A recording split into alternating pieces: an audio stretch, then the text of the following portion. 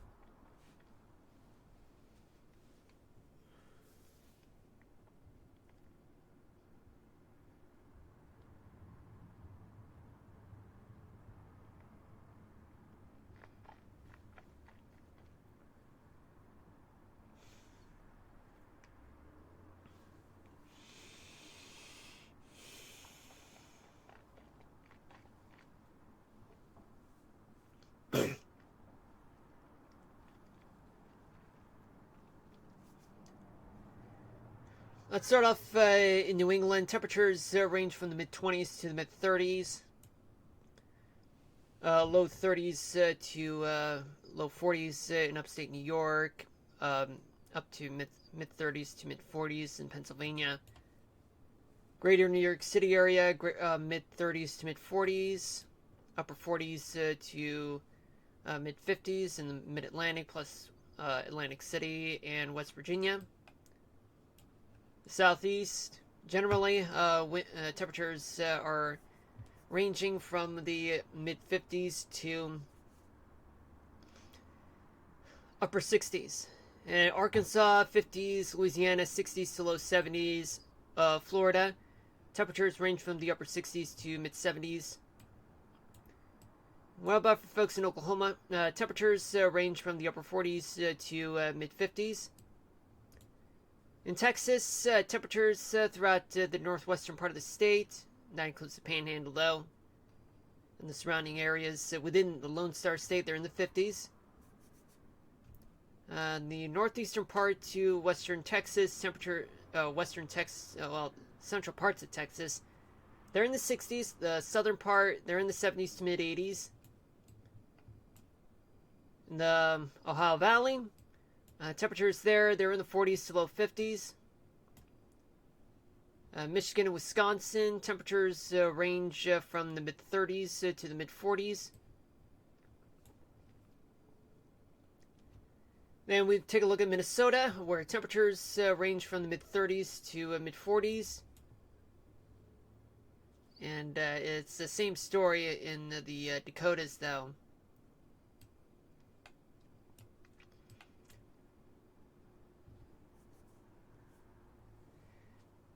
Then we go to the Missouri River Valley, where you have Ohio. Temperatures are in the 40s. Nebraska, they're in the upper 30s to upper 40s. In Kansas, temperatures are in the upper 40s to mid 50s. Missouri, they're in the upper 40s to mid 50s. In Montana, we do see temperatures that actually range from the mid 30s to low 50s. In Idaho, in the northern, throughout much of the state, they're in the 30s to low 40s. Wyoming, temperatures are in the mid 30s to the mid 40s. Colorado has temperatures that range from the mid 30s, like Alamosa, to 50 in Denver. In Utah, temperatures range from 35 in Logan to 57 in St. George. Though much of the state they're in the 30s to low 40s, but otherwise elsewhere it's going to be a little warmer.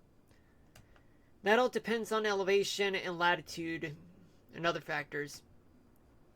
In Nevada, in the northern part of the state, temperatures range from the mid 30s to mid 40s, upper 40s to low 60s in the southern tip of Nevada. The desert Southwest in the northern parts of each state of Arizona and New Mexico. Let's start off with northern New Mexico. Temperatures range from the upper 30s to mid 40s, upper 40s to mid 60s in the southern part. Northern half of Arizona, temperatures range from the mid 30s to mid 40s, where you have 34 in Alpine to 35 in Flagstaff to 53 in Kingman. And temperatures in the southern part of the state, they range from the mid 50s to mid 60s. The coastal part of California, temperatures range in the northern coast, the northern coastline. They are in the 50s. The southern part, they're in the 60s. 62 in Indio, 62 in Bakersfield. The rest of the Central Valley, California, they're in the 50s.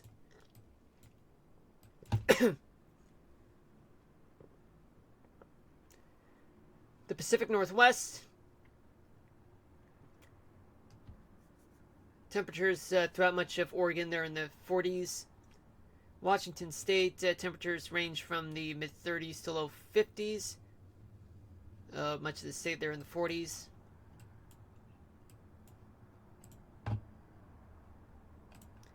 Take a look at gusts.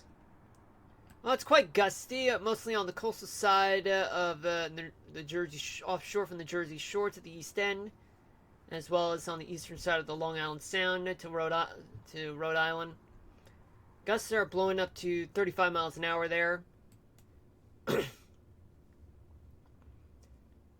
From western New York all the way to eastern West Virginia to southwestern Virginia, gusts, they're blowing at around 30 to 40, maybe around 45 to 50 miles an hour in some places. In much of Texas, we do see gusts. They're blowing around between 30 to 40, maybe close to 50 miles an hour in some places. But it's quite different because the severe weather can change the wind gusts, and especially wind speed too, because the severe weather is very, very tough to forecast, but yet we can assume that it's a lot higher than that, because severe thunderstorms tend to create their own weather, such as damaging winds, large hail, lightning strikes, flash floods, tornadoes, and all that crap, and all that, Point is, folks, it's quite gusty from southern Texas to western Kentucky and New Mexico. And high up in the northern Rockies in Montana, gusts are blown up to 45 to 50 miles an hour there. In some places, though. Let's take a look at the humidity. Well, there's a lot of humidity in the Adirondacks. It's very dry in the western part of the Carolinas. Plenty of humidity in the Big Bend area of Florida, and as well as in the parts of the southeast like Georgia's coastline.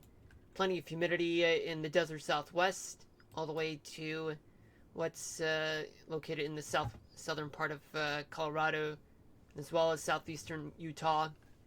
And plenty of humidity, super humid in the Pacific Northwest to the Bitterroot Mountains of Idaho.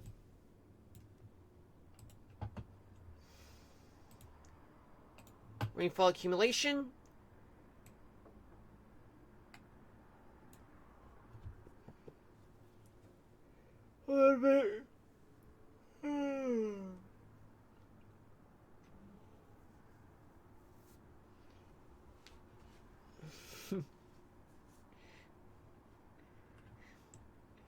Okay, so just up to a quarter inch of rain in some places in the Adirondacks to Vermont.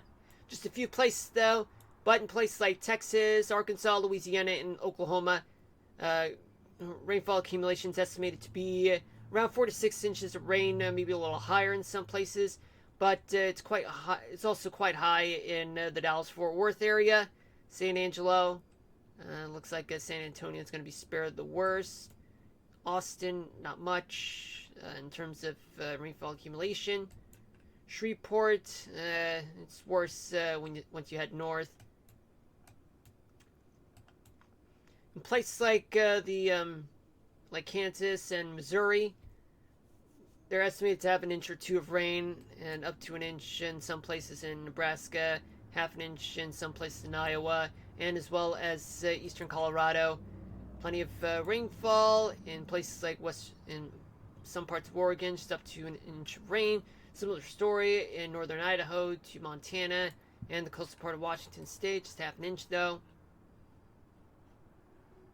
Now let's take a look in terms of snowfall in the next 24 hours. Let's take a look. About up to 3 inches of snow from northern New Hampshire to the Adirondacks. A few places in the Catskills, all the way to the Finger Lakes and Syracuse. Could get as much as up to an inch of snow, maybe a traceable amounts though. And up to 6 inches of snow in some places in southern Colorado. Up to a foot of snow to a foot and a half of snow from northern Idaho to northwestern Montana. Otherwise, throughout the northern Rockies, it's going to be up to 6 inches of snow there, and as well as some places throughout the Cascade Mountain ranges from Washington to Oregon.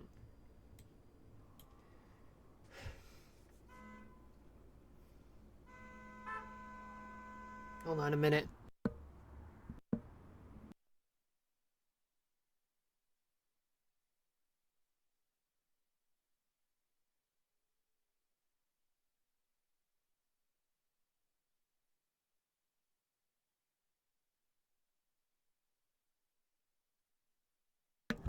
Alright, I'm back. So sorry about that. It's best for everyone to check with your local officials and your local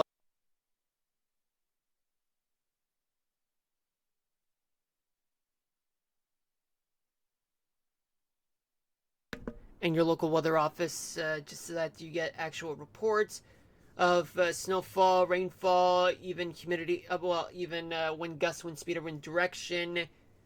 As some of those can change. These are just estimates that you guys are seeing, folks.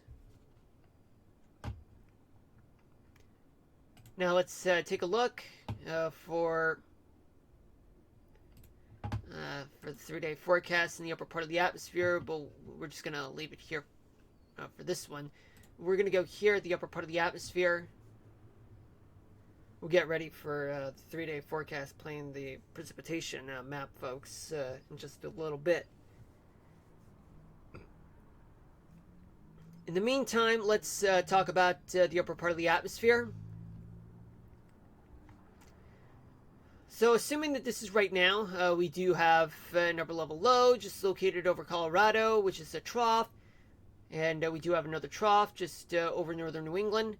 And we do have a ridge just offshore from central California. And another ridge over the Gulf. And a big, wide ridge just over the Rockies, over Wyoming and the Dakotas. Now, what does this mean? It means that it matches what's going on throughout the country. We do have some wet weather throughout places like the northwestern part of the country to the southern plains in Texas and parts of the desert southwest as well. And also we have seen precipitation in some parts of the northeast. Now we go to the next day. We do have a trough over Minnesota and Kansas. And another trough just located over Montana. And we do see that we have a ridge over Florida.